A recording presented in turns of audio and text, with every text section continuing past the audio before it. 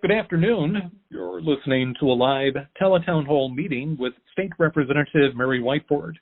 We'll be talking about COVID-19 and the state and the local response. We're joined by hundreds of area residents this afternoon, and the ground rules here are simple. If you'd like to ask a question, press 0. It's as simple as that. Again, if you'd like to ask a question, then join the conversation. All you need to do is press 0. And Representative Whiteford is joined today by Scott Corbin, the Allegan County Director of Emergency Management, Angelique Jones, the Allegan County Public Health Officer, and Kimberly Berry, the Deputy Director of the Michigan Unemployment Insurance Agency. Again, if you'd like to ask a question, just press 0.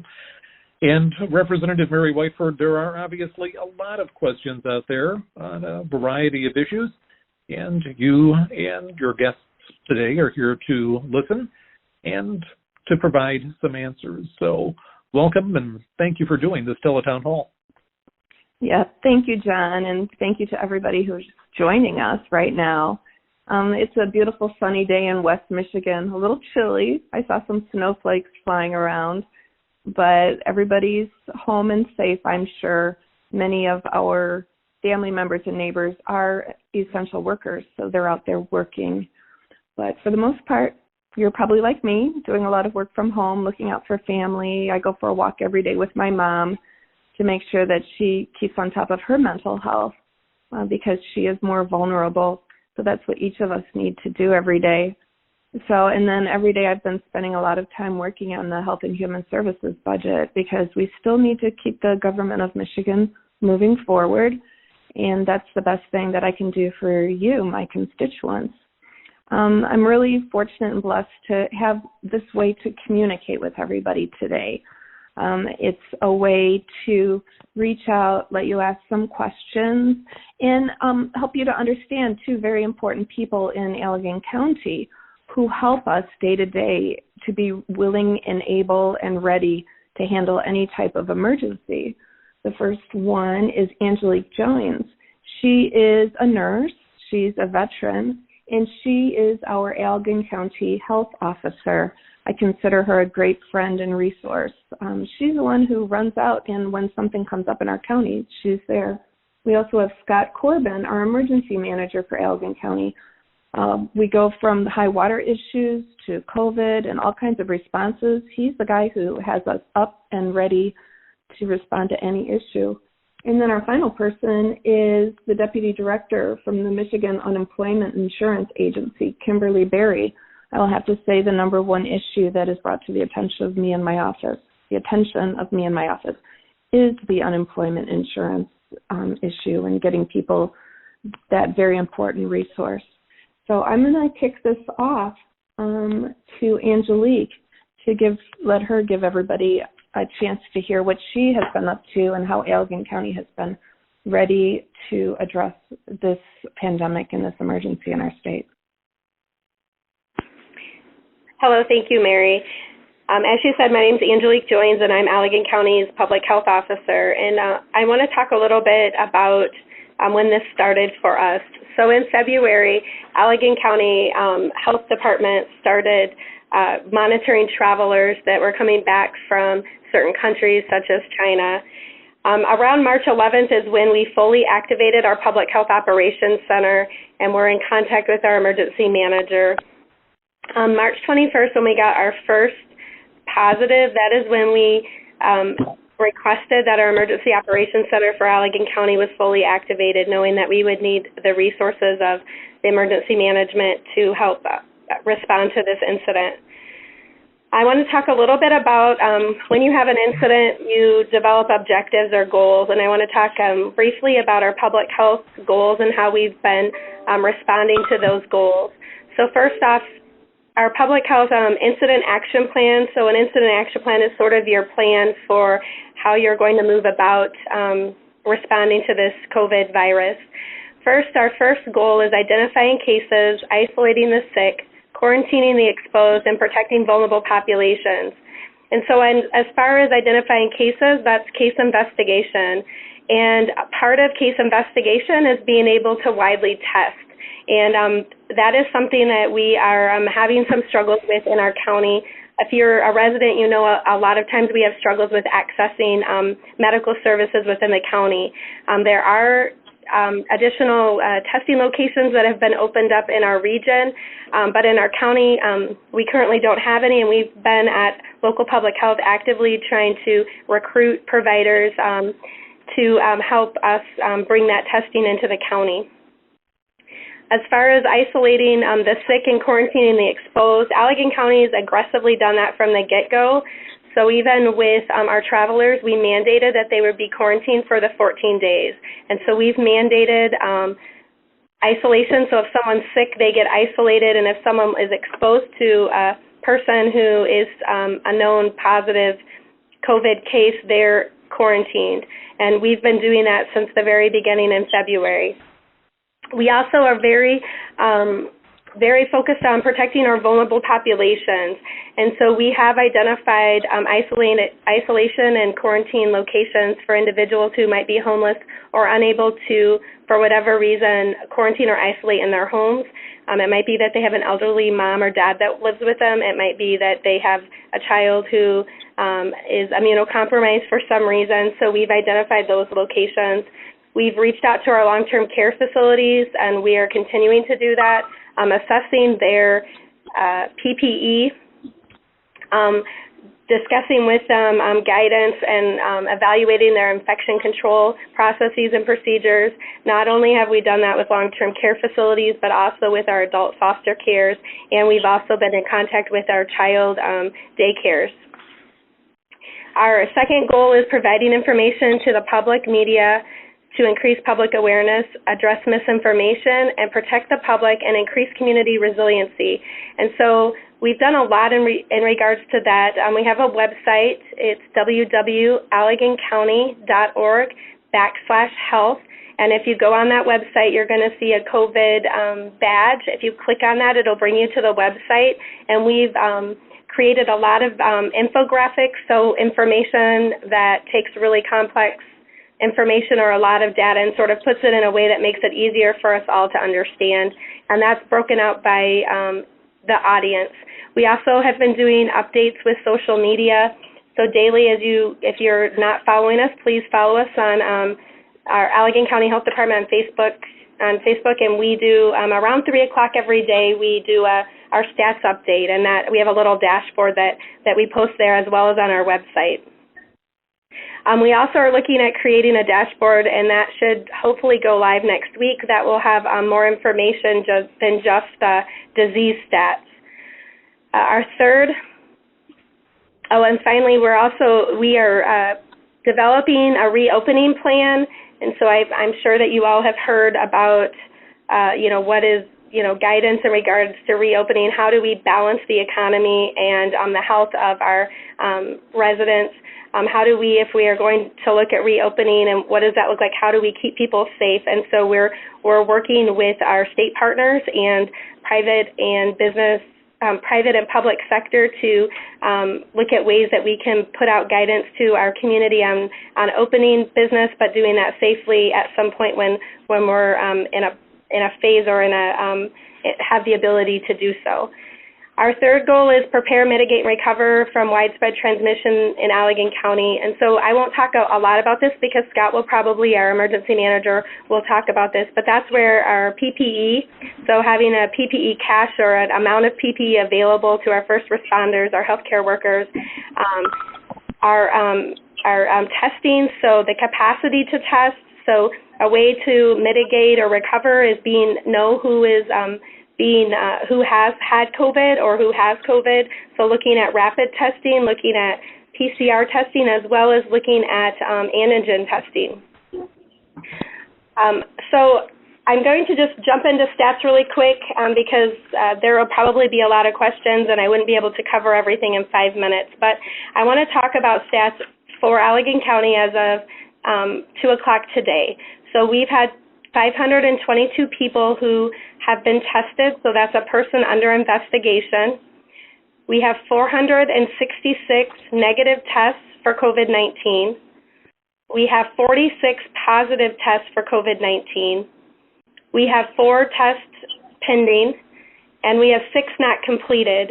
And I do know people will ask, well, what does that mean? Not completed just means that the test was submitted to the lab, and after being submitted to the lab was canceled by the physician. We have monitored a total of 285 people, and we're currently monitoring 90. And the monitoring is travelers and close contacts of people who have been tested positive for COVID-19. A week ago, we had 23 positive tests for COVID-19, so we have increased that by 50%. But we also have increased who can get tested. So we've opened up the testing criteria to have more people tested. In the past, it was healthcare workers and first responders who had symptoms. It was people greater than 65 who had symptoms, and it was people who were hospitalized who had symptoms. So as we have more people being tested, we will see more positive tests. We currently have an 8% positivity rate for our county. So I'm going to wrap this up and move this over to our emergency manager, who will be able to talk about what he's doing. Thank you. Thank you, Angelique. Yes, thanks for being here, Scott Corbin, our Allegan County Emergency Manager. Yes, thank you for having me, Representative Whiteford. As Angelique pointed out, we were fully activated, our Emergency Operations Center, on March 21st when we had the first presumptive positive. We were already partially activated for flooding and shoreline erosion, which is devastating our coastal shoreline. But that brings in 19 different emergency support functions that will sit across the table and work together. Unfortunately, in this particular case, we had to do it all virtual. It's the first time we've ever had to do it, but we had to work virtual. One of our first priorities were our special needs registry and our special needs individuals across the county, making sure they had everything they needed. We've estimated a little over 1,500 people were contacted within that first couple weeks, and we probably provided assistance just about a half of those individuals. We also require to make sure we're helping locals track their hours for reimbursement under Category B.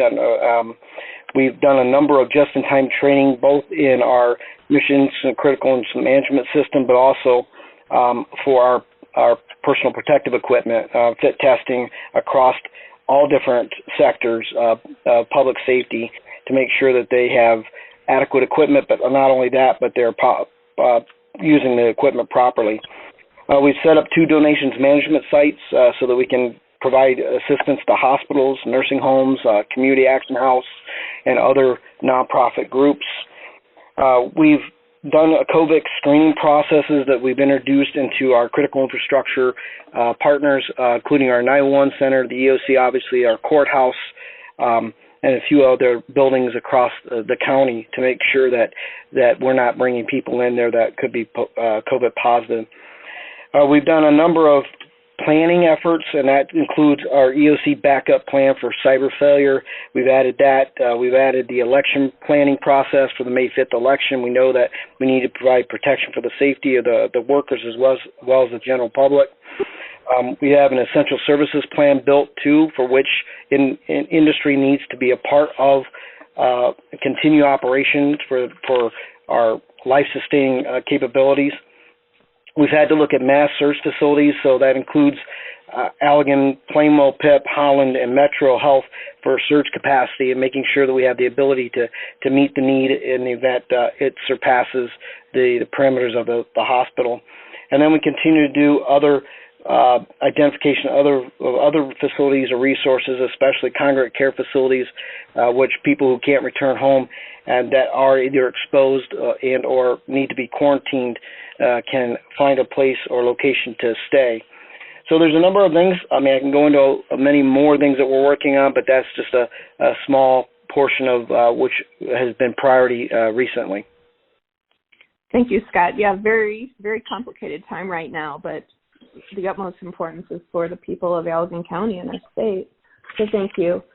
So we have the Deputy Director of the Michigan Unemployment Insurance Agency that has joined us as well, Kimberly Berry. Would you like to give an introduction?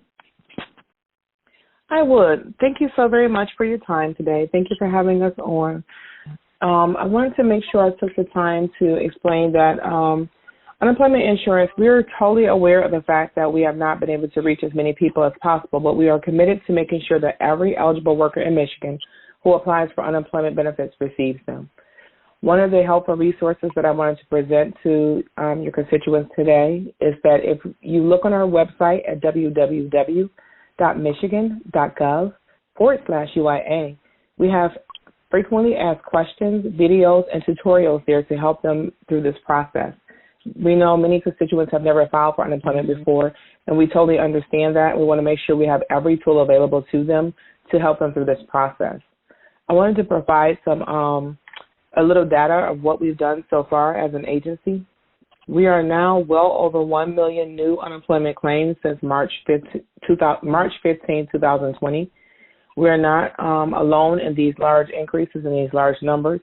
And though every state has struggled to cope with the surges, we understand that these benefits are crucial to families to help put food on the table, to help keep paying bills and purchase prescriptions. So we are definitely working around the clock to make sure we can meet those needs. The other thing we've done is want to make sure we had some more statistics for you, is that more than 750,000 Michiganders have already seen approximately $825 million in payments. So that's more than 99% of the eligible claimants that are receiving benefits in a timely manner. We do understand that while that's 99%, that 1% are the ones that we're focusing on to make sure we can get them benefits as well. So that would probably be your gig economy workers, your low-wage workers, workers who are self-employed or 1099. So we're working on making sure we can process those applications too under the Pandemic Unemployment Assistance Program. Most of the eligible to file have also been able to receive their benefits. Are at 95% of the people who have accessed our system have gotten their benefits. So if you have access to the computer, please log on, and that way your neighbors, your family members who don't have access to a computer system can use our phone line. So I wanted to make sure I kind of reiterated that. Wanted to make sure everyone knew that, again, we're working around the clock to make sure everyone who's entitled to benefits receives those benefits, and we will not rest until everyone is helped. The easiest way to file for claims is online at www.michigan.gov/UIA. It takes about approximately 25 minutes to get through the claims filing process. And again, 90% or more have actually filed their benefits online. For those who need additional assistance through wanting to use our call center, please feel free to give us a call at 866-500-0017. For those people who need additional help or may want to talk to someone or just have to have that personal contact, we understand that as well. We've expanded our hours and days of operations. So we've moved from just working from Monday through Friday to make a working Monday through Saturday. So Monday through Friday, we're working from 8 o'clock to 6 o'clock in the evening. Our staff do not hang up at 6 o'clock. However, if there are people still in the queue, we will remain on the line to help those that are in the queue. So our staff has literally been working 12, 13, 14-hour days, Monday through Friday. We opened up a day on Saturday for claims files only. So therefore, if you weren't able to get in through the week on your appointed day, you are able to reach us on Saturday from 7 a.m. to 2 o'clock in the afternoon. But again, if something happens and we have an increased volume at 2 o'clock, we will not stop. We want to make sure everybody who is entitled to benefits are receiving those benefits. Wanted to take a moment to explain the eligibility and added benefits that was given through some different acts and packages. Implementation of the CARES Act. We also know that many small business owners and those that are not traditionally covered by benefits are still hurting as well. So self-employed workers, gig workers, 1099 independent contract workers, and low-wage workers are now able to receive benefits. If they find themselves unable to work due to COVID-19, they can apply for benefits again at www.michigan.gov beginning April 13th. So we have applications that we're processing this week, but we wanted to make sure everything was all set and people got an opportunity to file those benefits. If you are already previously applied for benefits under the unemployment insurance benefits and were denied, please make sure you look into your system and make sure there's nothing else you need to do, but you do not need to reapply. we will send additional information about how to receive the federal benefit. So just stay tuned for our next communication. We have ramped up our communication to our customers to make sure they are abreast of what's happening, what's going on. Most of the remaining workers that were disapproved or not allowed to have benefits are the newly eligible. So just keep watching your MyWAM account. We will send information to you. Make sure you look at your correspondence tab and respond to the things that you're being asked. As a reminder, the governor, under the executive order, also allows for workers without paid leave time who are sick or quarantined, unexpectedly caring for loved ones at home because their children do not have school, things of that nature. They are covered as well. Also, we increased the benefits from 20 to 26 weeks, and then we had an additional 13 on top of that for people who are able to receive unemployment, be it the pandemic unemployment assistance or regular unemployment, can receive up to 39 weeks. We were one of the first states to begin paying out the additional $600 per week beginning the week of April 4th. So we were pretty excited about that victory.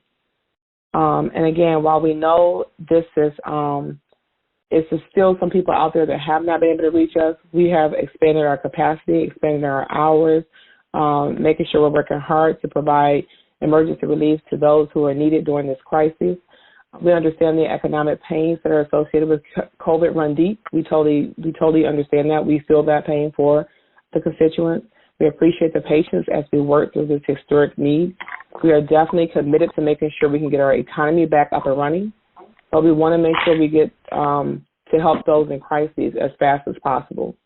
So again, we're adding staff to our already 600 plus strong staff members. So we're adding staff to that. We're also making sure we have hours of availability for people who may have payments hung up for one reason or another, waiting for a response from the employer, waiting for a response from the claimant. We're making sure we're driving down those numbers as well. So I wanted to make sure everyone knew that we are here, trying to flatten our curve to make sure that everybody who is entitled to benefits receive those benefits, and doing all that we can to minimize the long-term economic impact on our great state. Thank you very much. Now I'm going to scoot it over to John Perry, who is our moderator today. Thank you, Representative. For our first question, we're going to go to Cheryl, who is calling in from Douglas with a question about unemployment insurance. Cheryl, thank you for joining our Tele-Townhall.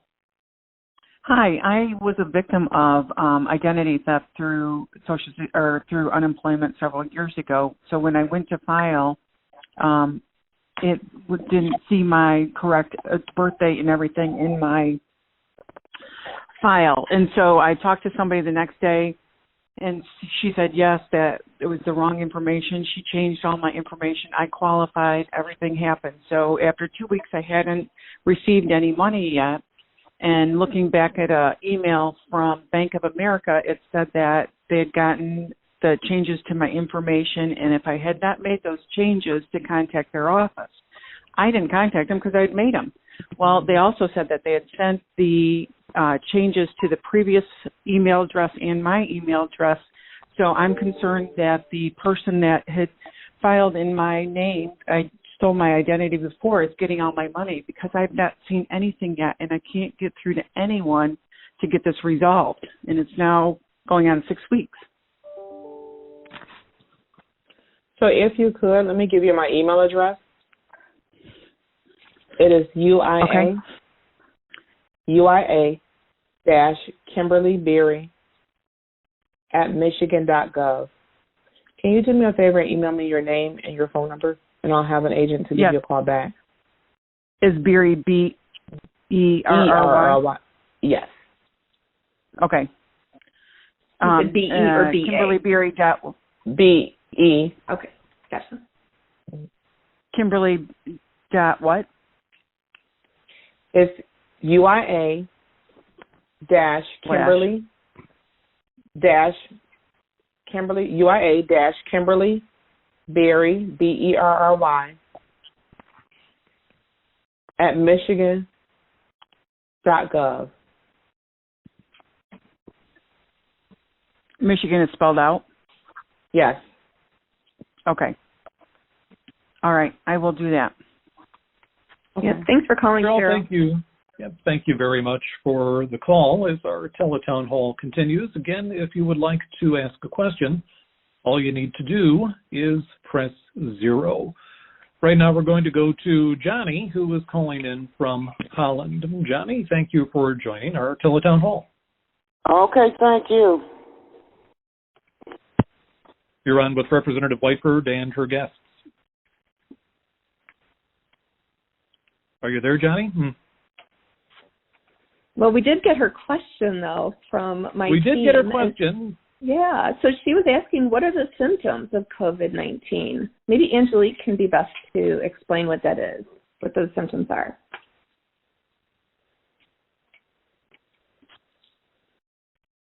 Yes, so the symptoms are, do you have a temperature, a headache, difficulty breathing, a cough, so a dry cough. Some have diarrhea, that's a newer symptom, and difficulty breathing.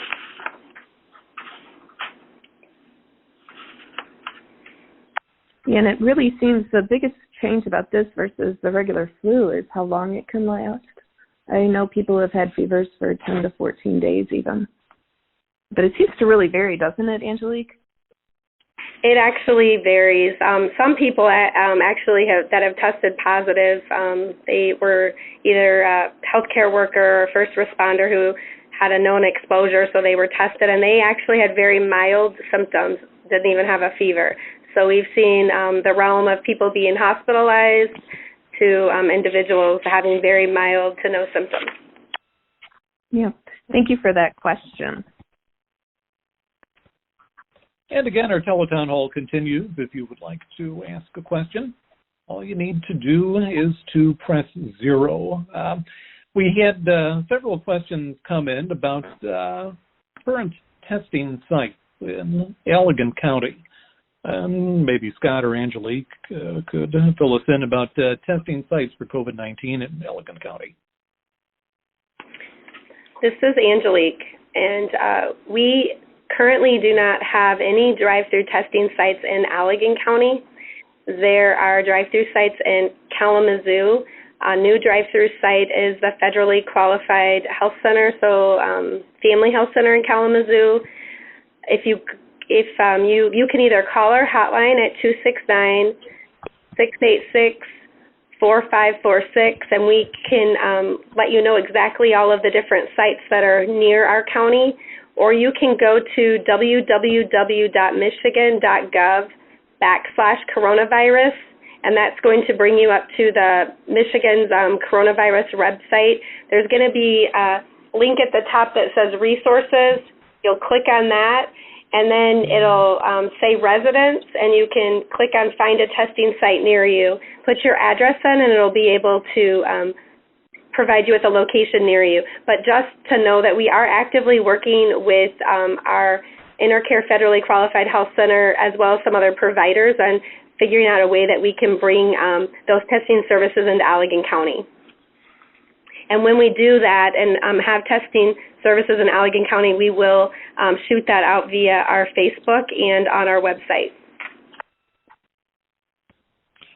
And Angelique, thank you very much. Again, if you'd like to ask a question, all you need to do is to press 0. Right now we're going to go to Joan, who is calling in from Allegan. And Joan, thank you for joining our Tele-Town Hall. Thank you for taking my call. I was wondering, I heard, I interpreted that they were going to have child care, that had been approved for essential workers. And I've been searching around trying to find someplace that does that for essential workers, and particularly in the Holland, Zeeland area, but I haven't been able to find anything. There is a YMCA in Kalamazoo that has it, but that's the only one I've been able to find. Hey, thanks for that question, Joan. Angelique and Scott and I were just talking about it recently, so I'll let Angelique answer this one. Thank you. So you can you could call our hotline at 269-686-4546, and we can try to find, it sounds like you might be looking at it in a certain area, but also, and Scott, please jump in, but we do have a Feed the Need Facebook site that our nonprofits have put together, and they have, they're trying to match up critical infrastructure workers with daycare sites or daycare resources, child care resources. So Feed the Need on Allegan's or Feed the Need Allegan County. It's on the Facebook site, or you can call our hotline at 269-686-4546. And we man that hotline from 8 a.m. to 8 p.m. Thanks for that question, Joan. And just going back to getting tested for COVID, it's really important that you call your local your provider, whether it's a physician assistant, your doctor. Be sure and talk to them or one of the local hotlines. It kind of helps you walk through the symptoms. And one of those hotlines is the Allegan County Community Health that Angelique has been talking about. So be sure and do that. Just don't go to the emergency room to get tested. Yeah, don't do that. All the drive-through sites, if you, all of the sites require some pre-screening. So please, yes, call our hotline and we can get you connected with the right resource for you and make sure you get the screening done and so forth. We don't want you going to the emergency room. And the one thing I really want to impress, I was an emergency room nurse. If you or your loved one is showing symptoms that you're having difficulty breathing, get help. Please don't wait for permission to get help. Call your doctor, say, I'm having trouble breathing, my family member is, and keep fighting to make sure that person gets help, because I've heard stories where some systems were just so inundated, but that's what the systems are set up for, to help people who really need it the worst. So signs of respiratory distress, which is struggling to breathe, leaning forward, gasping for air, get help immediately. Representative, thank you. Right now we're going to go to Brian, who is calling in from Holland. Hello, Brian. Yes, hi. With Representative Mary Whiteford and her guests. Yeah, hi, thank you. I have an unemployment question. My wife's a hairdresser, and she's self-employed.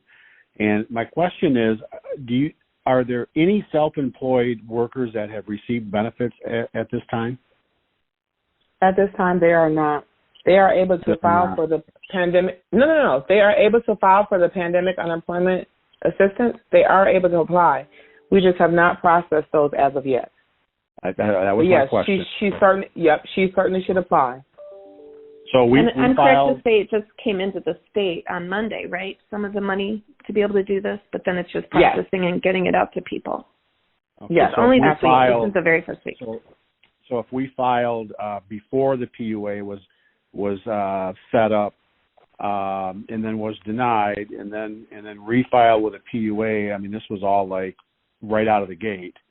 Our problem is we've just not been able to get confirmation that it's set up correctly, that we have what we need. We can't get through to anybody. We can't get a response on the website. We can't chat. So we're kind of in a black hole here. I've submitted a PUA, but other than that, we're just kind of in limbo like everybody else. Because my question was based on the fact that I've not talked to any other self-employed people that I know that have received any benefits yet. So that's why I asked the question. So we're not alone. Right. I understand that. No, you're not. You're not alone. No. And that is something we're aggressively working on to try and make sure, to the representative's point, we did just get the money in, so we're just trying to make sure we process it in a timely manner. But that is definitely our focus for the next week. I understand, and I know it's a tough job. Here's my only suggestion is you're dealing with a group of customers who aren't typically used to using that system, and they're probably not confident they have their information in there correctly. And I think there's a lot of anxiety over, do they have it set up right? Do they have the information in there? And they're in limbo like everybody else, but they really aren't confident they have their application correct because they just haven't used this system before versus people that have used it. So just any kind of feedback at all that, hey, you're set up, just a message back. I've sent a couple messages in the system, nothing back. You can't get through the chat. Just a confirmation. You look good. We're processing. Stand by would be a huge help. That's all I'd have to say. Thank you. Okay. Thank you. Thank you, Brian. Yeah, that's a really great advice. That's what I hear from people. They don't know if their application was processed or not. Okay. And Representative Whiteford, we have several calls coming in, basically wondering about people who have outside jobs, outdoor workers. As today's the exception, but as the temperatures start to increase, what are the possibilities of people like that being able to work in the weeks and months ahead?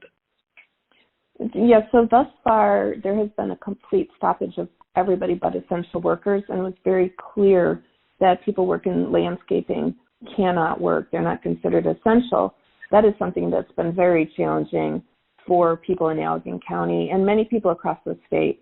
We have been making requests to the governor to open up these restrictions and follow the federal CISA guidelines. It's been updated for the third time yesterday.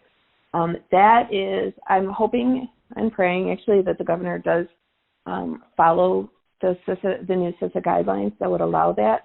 And then we also came up with a plan to reopen Michigan this morning from the House of Representatives, or perhaps it was yesterday morning, but to have a careful reopening of the state based on regions, where Allegan County would be in the least stringent region, but ensuring that we keep people safe, because that's paramount.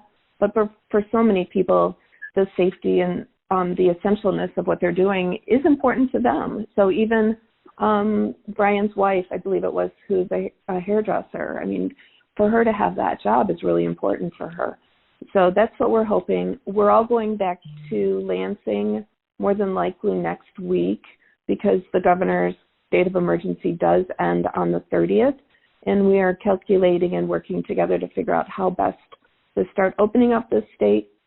But perhaps, like in our plan, the first region is the one that has the highest rate of COVID, which is Wayne County, Oakland County, Macomb County, so that they are kept to a higher standard of safety than Allegan County, where we have more space between us and are able to do this in a safer way.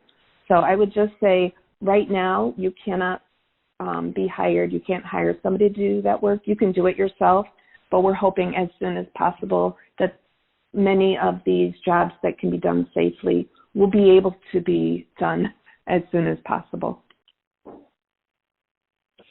Representative, thank you very much. And again, if you would like to ask a question, all you need to do is press 0. Again, if you'd like to ask a question, all you need to do is to press 0, and that's going to take us to Stevie, who is calling in from Allegan. And Stevie, you're on with Representative Mary Whiteford and her guest. Thank you. I guess my question is really for Allegan County. I fall in the category of not only am I a Vietnam vet, but I have diabetes. I'm over 65. The VA has basically not pushed us out, but they don't really want healthy people there. And my time is coming up for, I have to have a fasting blood work for an A1C so that my meds can be adjusted. Is there some place in Allegan County, because I also cannot go to Allegan General, which I believe has changed the name, because they won't let you walk in there either. Is there a place to get that done for a veteran so that I can send the results to the VA and get my meds adjusted? You know, I think Angelique might be a good one to know where laboratory resources are. I know my mom she had a bladder infection, so I was able to take that specimen to South Haven Hospital and go through the emergency room. I walked through the doors. They asked me questions, made sure I didn't have a fever, gave me a mask, and then I took her sample over to the lab. But do you have any recommendations, Angelique? Does she have a provider or does she not have a provider? My provider is the VA, and that's over an hour drive away, and going through counties. Okay. So Intercare in Pullman, they're still open providing services, and they would probably need to connect with your provider at the VA, but if they might be somebody that if you call that hotline number, we can get you hooked up with Intercare and see if they can work with your VA provider to provide, make sure that you can get your A1C drawn. So again, that number is 269-686-4546, and we'll help see if we can help get you connected to a resource. And that was 4546. Yep, correct. Okay, thank you very much. Yeah. Thanks for calling, Stevie. Stevie, thank you very much for calling as our Tele-Townhall continues. Right now we're going to go to David in Otsego, who has a question about unemployment insurance. David, thank you for joining our Tele-Townhall.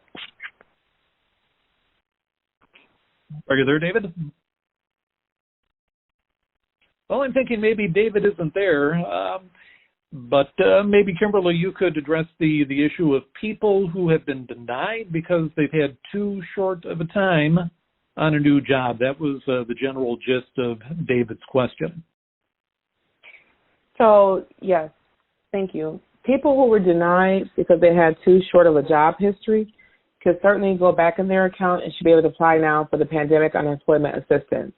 That should cover everyone from low-wage workers to people who are self-employed, people to 1099, and as well as people who are who ordinarily wouldn't qualify. So your gig workers, your Lyft drivers, your Uber drivers, your fast food drivers. So, yep, if you would just go back in and apply for the pool, it should populate for you to where you'll be able to get in and apply for a pandemic unemployment assistance. Sorry. Yeah, thanks for that question. And Kimberly, thank you very much for the answer. Right now we're going to go to Karen, who is calling in from Holland. Karen, thank you for joining our Tele-Townhall. Hi, Mary. Thank you for holding the town hall. My question is, an adult disabled person that is not working, and so they don't file any federal or state income tax returns, will they get a stimulus check?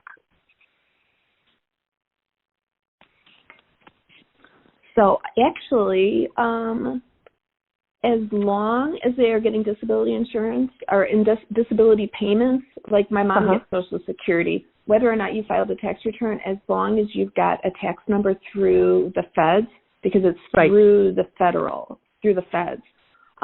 Like my mom isn't working, but she got a check last week or this week. And that's how that should be happening. Anybody have any alternate responses to that? I researched it a little bit, and I thought I came up with a no answer. Okay. So I was kind of I'll concerned. have to get back to you on that, okay, Karen? Okay, sounds good. Okay, yeah, thank you. Thank you. And Karen, thank you very much for our call as our Tele-Townhall continues. We do have several questions coming in for our Allegan County health experts in terms of stats have been given regarding continued monitoring for positive patients. What does being monitored mean, and what is included? Yeah, great question for Angelique. That is a great question. So monitored means anybody who's traveled and or been exposed to somebody who's positive. And so what we do when we monitor is we actually put those individuals on mandated quarantine, and then we call them daily. One of our public health communicable disease investigators calls them daily, checks in on them with symptoms. We ask about wraparound services. So do you have enough food? Do you just check in on, make sure they're doing okay. And we continue that until they're on quarantine for 14 days. If they're in isolation, we continue that until they've either had 7 days from onset of symptoms and 7 days from onset of symptoms and 3 days with no fever. So basically it's a daily check-in. They get information on some signs and symptoms they need to watch out for, and then we just make sure that they have all of the resources they need to be able to stay quarantined or isolated. Yep. Hey, Angelique, thank you very much. We have several questions coming in regarding testing for COVID-19 in nursing homes. What is the situation with that? Yeah, another one for Angelique. So as we talked about before, the prioritization criteria were for people who are 65 years or greater and or hospitalized with symptoms. So if there were individuals in nursing homes who have those symptoms, they would be tested. As far as I know, that MDHHS is looking at expanding the testing for congregate care or long-term care facilities, and so we are trying to find individuals who are willing to come in and be able to test individuals in the long-term care facility. Some of those people, it's hard for them to, get out and about based on, challenges with mobility and so forth. So currently they are getting tested if they have symptoms. Representative, right now let's go to Sandy, who's calling in from Allegan. And Sandy, thank you for joining our Tele-Townhall. Yeah, thank you. I had a question about my stimulus check because I've known a lot of people have got theirs deposited already. I have Social Security, and they have my information to deposit it directly. My son just looked it up on the computer with my Social Security number, and it said they have questions about my eligibility. Who do I get a hold of about that? So this particular one, because it is at the federal level, I would probably refer you to Congressman Upton's office. So I will get that number and I'll tell it between breaks. But that's what I would do to find out the specifics of that. Representative, thank you very much. We have several questions coming in too about unemployment insurance. One questioner is just saying that she filed a claim and hasn't heard anything. She's been disconnected, and the chat and the system are basically timing out on her. So, Kimberly, any advice for what somebody like that should do? If she logs back into her MyWim account and goes under I Want To, she should be able to file a web notice. If she files a web notice, that web notice is directly emailed to the Unemployment Insurance Agency, and we can take a look at her claim that way. Include a telephone number, and we can give her a call back. Kimberly, thank you. Our next question is coming in from John in Allegan. John, thank you for joining our Tele-Townhall. You there, John? Yeah, so John's question is that he was just saying that some sheriff's departments aren't enforcing the executive orders.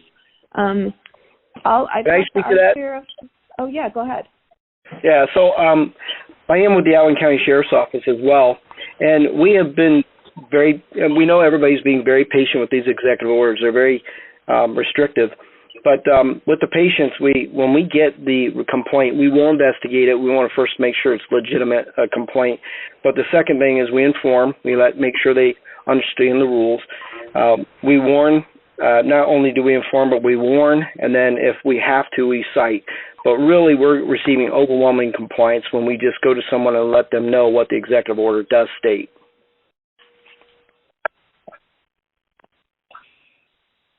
Representative, we had a call coming in from Jeff in Holland, questioning about abortions continuing and the status of the petition drive on dismemberment abortion.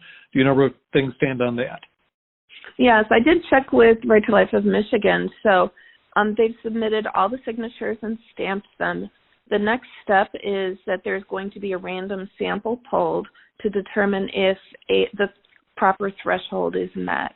Then it gets opened up for a public 10-day challenge period, and then they're told that until they can allow people in their office, they're going to hold off on pulling that sample.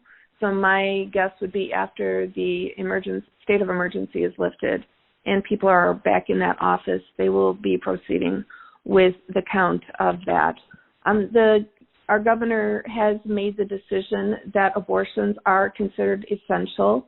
I come from a pretty strong right-to-life county. I'm very right-to-life. This gives me great angst to hear about this. But that's the fact of the matter, that they are allowed at this point, and then that we do have that ballot initiative continuing on because they did have, according to original counts, they had sufficient numbers to put it to or continue through the process. Representative, thank you. Our next question is coming in from Mike in Hamilton with it's a question for Kimberly, actually. Mike, thank you for joining us. Hi, thank you. I'm self-employed, and there is no tab on the unemployment website for self-employed. There's a tab for employers and one for employees. I treated myself as an employee, and I'm sure I filled out a lot of the blanks in that form incorrectly because of that. It would be very helpful if that could be, a tab could be put on there for self-employed people, because a lot of the questions, a lot of the things you have to put on the form make no sense whatsoever to a self-employed person. Okay, thanks for your suggestion. And I have another question, and this is for the health department.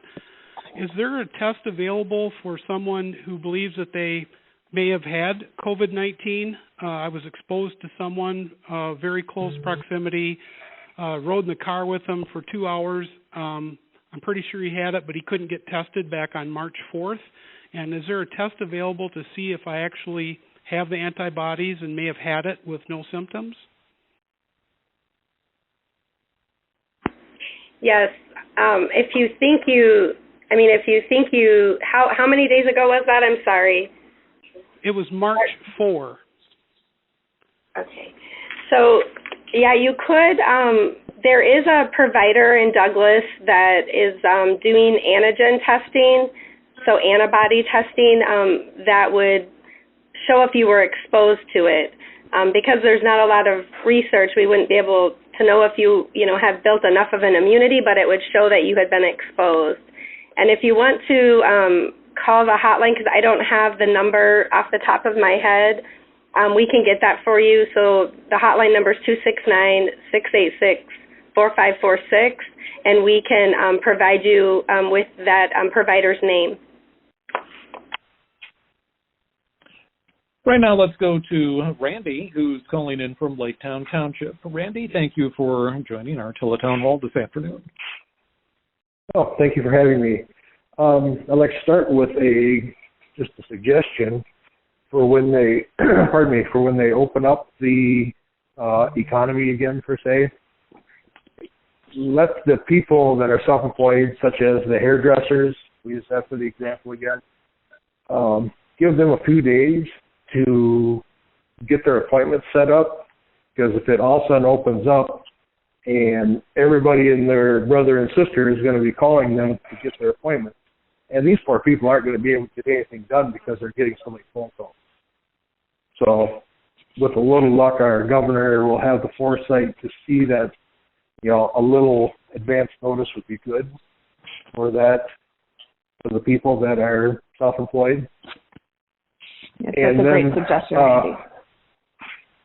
And then a question, through social media, it's so hard to determine what's real and what's not real. There was a report that there is a 15-minute test available that they can get results in 15 minutes if you have the COVID-19 or something to that effect. Yes, there's actually a company they've created a 5-minute test. And they're in our state now. I just read this morning that there has been a site set up, I believe in Dearborn, where there's a very high number of cases in Wayne County, where they can get those results very rapidly. The challenge is getting those supplies everywhere because people want it all over the country. So we're just starting to get much faster testing, which is fortunate because I truly believe the more people who think they have symptoms that get tested, the better you get a heads up about what's going on and that you self-quarantine and make sure that you keep everybody around you safe. But it is true. And what's great about this is ingenuity. I mean, all over the world this is happening, and there's companies stepping straight up trying to figure out ways to have rapid testing, to have antigen testing, to have antivirals, working towards having a vaccine in another year. So every single day things are changing, and it's really important for us to stay on top of that. So thank you. And our Tele-Town Hall is continuing, but we are moving down now to the end of our hour. Representative, any issues here that we have not covered today that maybe we should fill people in on? We've talked about a lot of topics here, though. Yeah, you know what? I really appreciate Robert from Plainwell. He came up with a question, what can we do to make people know about the seriousness of quarantine and convince others to take it seriously? I just read about a family in Detroit where the father got sick, his wife got sick, the son, who was an adult, got sick. Within 6 hours, the grandfather and the father died of COVID-19 because they couldn't get the help that they needed. And then everybody else in the family got exposed. The wife did get it. Fortunately, she got into the emergency room and was on an incubator. Was intubated and was on a ventilator and was able to go home safely. But it is so serious. People are dying from this. Even people who don't have other pre-existing conditions are sick for almost 2 weeks and struggling. A 24-year-old died in Grand Rapids. This is really serious. You have to be vigilant at all times. Wash your hands. Wear a mask if you're out in public. If you are sick, you need to quarantine. You need to call your healthcare provider. Get that chance to get tested. Hopefully we've got those supplies. And even if you're not able to get tested, think of it as something that can kill someone. Like my mom, I don't even go 6 feet away from her, and I don't even have any symptoms. So be very vigilant. Know how serious this is. It's worse than our normal flu. Like I said, be vigilant, and we will do our best to contain this virus and protect the people that we love. Okay, Representative Mary Whiteford, a lot of good conversation this afternoon, and I know that if people were not able to get through, if we weren't able to take their questions, you're only a phone call or an email away. And I know, too, when all of this is over, you're always available to sit down for a cup of coffee, too. Yes, when it's all over. So my office number, please call. Amanda should be able to get back to you. She's not in our office. We're all working mobily from our homes, but believe me, we're putting in a lot of time trying to help everybody in Allegan County. But the office number is area code 517-373-0836. That's 517-373-0836. I get messages by email. People who have my cell phone text me. I get messages through Facebook. It's an all-of-the-above approach. Feel free to reach out to me in any of those manners. Our email that you can also send a message to is my name, Mary Whiteford, @house.mi.gov. And I do want to give a special thanks for Kimberly coming on and helping out. The biggest problem that everybody's facing is unemployment insurance and getting through the system. So thank you for the suggestions, everybody, and you got it straight to our Deputy Director. Scott Corbin, thanks for being there for our community and ready to step up to the plate. And Angelique joins as well. All of us together is the most important thing. It's about our team and doing our best for our team. So thank you.